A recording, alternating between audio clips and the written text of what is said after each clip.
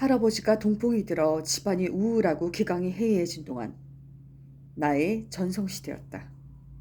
할아버지가 정정하셨을 때 집안 여자들은 송도 나들이도 들일도 안 시켰던 것처럼 내가 동무들과 어울려 싸돌아 다니는 것도 질색이었다. 할아버지는 다행히 왼쪽 팔다리만 마비가 되었다. 동풍 초기에는 출입을 못하게 된 우라증으로 식구들을 들볶았지만 차츰 그 불편한 상태를 받아들이고 그 한도 내에서 소일거리를 찾게 되었다.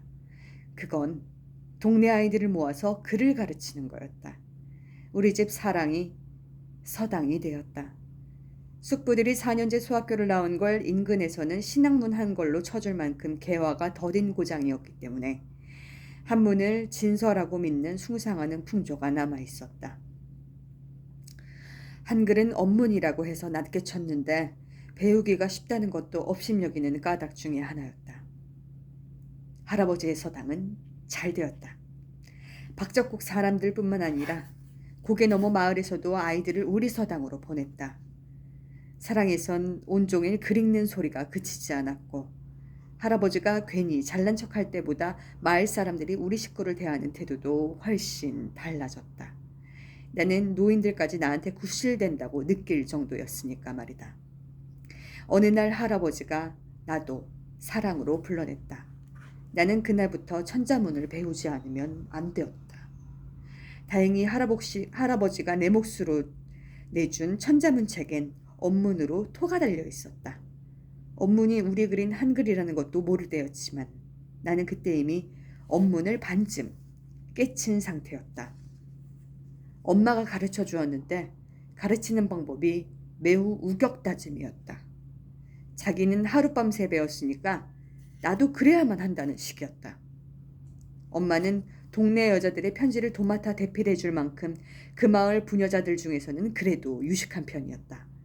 마을 부녀자들이 엄마한테 편지를 써달라고 오는 건 대개 밤늦은 시간이었다. 자다 깨서 흐릿한 등잔불 밑에서 두루마리 종이를 풀어가며 붓을 잡는 엄마의 모습을 본 적이 있었다. 한 사람 오기가 못해서 엄마가 한가한 시간을 타서 그렇게 한꺼번에 일을 보러 오는 것 같았다.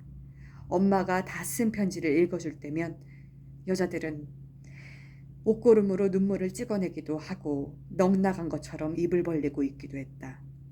그런 여자들한테 둘러싸인 엄마의 표정은 딴 사람처럼 으리으리했고 목소리는 장중했다. 그럴 때 나는 우리 엄마하고도 달라 보이고 딴 여자들과도 달라 보이는 엄마가 두렵고 자랑스러워 가슴이 울렁울렁거렸고 다음 날 아침에 깨면 꼭 꿈을 꾼 것만 같았다. 그러나 엄마는 자신이 언문을 읽고 쓸 수 있기 때문에 마을에서 그만큼 잘난 척을 할 수가 있으면서도 언문의 내력에 대해선 여간 무식하지가 않았다. 무식하다 못해 무지막지했다.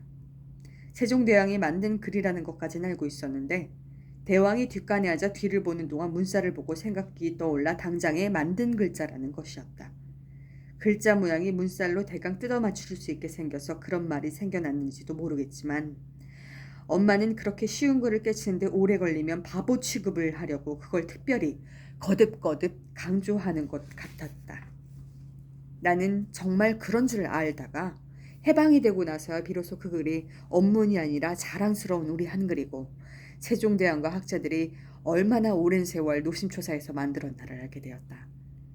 금방 깨치지 못하면 바보가 된다는 강박관념 때문에 엄마가 써준 가갸, 거겨를 줄줄 외기는 했지만 깨친 건 아니었다.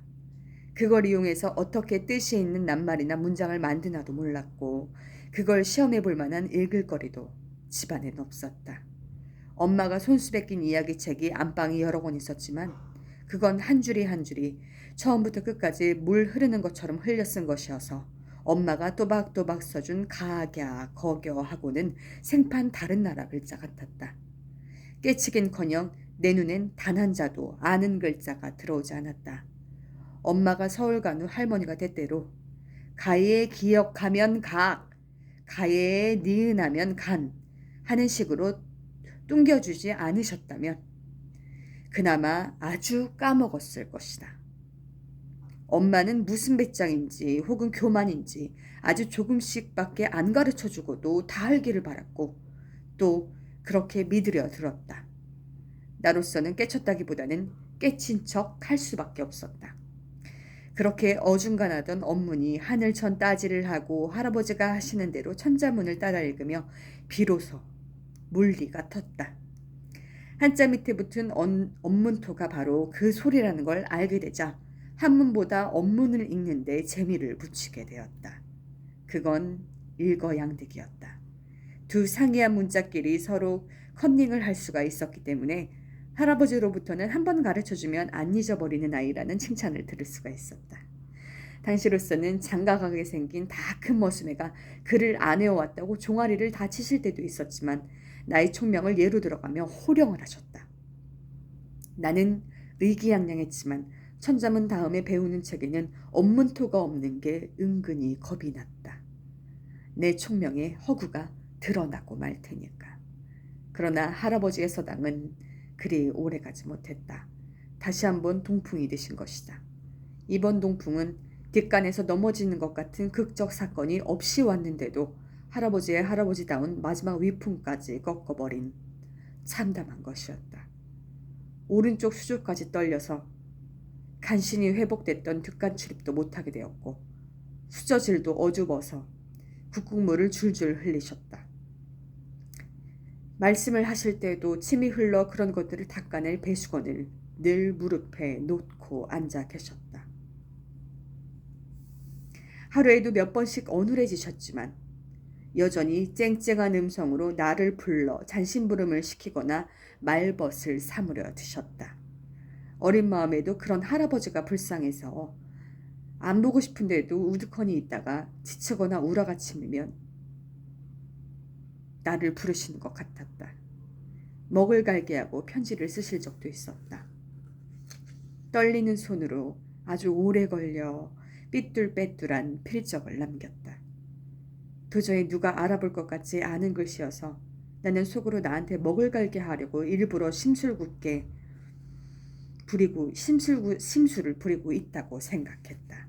할아버지는 편지를 쓰기도 했지만 받기도 하는 유일한 분이었다. 엄마도 오빠도 문안 편지를 올렸고 딴 데서 오는 편지도 꽤 있었다. 자연히 우리 사랑은 사흘에 한 번씩 오는 우체부가 쉬어가는 장소였다. 전할 편지가 없을 때에도 붙일 편지가 있나 하고 들렀다. 그때는 편지 붙일 일이 있으면 우체부한테 맡기면 되었다. 할아버지도 우체부를 기다리고 반가워하고 붙들고 얘기시키기를 좋아했는데 2차로 동풍이 들고 나선 더욱 그랬다. 우체부는 가방에 속든 편지보다 여러 동네를 돌면서 보고 들은 소문이 훨씬 더 풍부했다. 할아버지가 그를 쉬어가라고 사랑마루에 붙들고 앉히면 나는 냉큼 안에다 연통을 해서 입맛 따실 걸 내오도록 했다. 그건 할아버지와 나 사이에 묵계 같은 거였다. 그런 나를 할아버지는 요 입에 혀 같은 거 하면서 예뻐하셨다.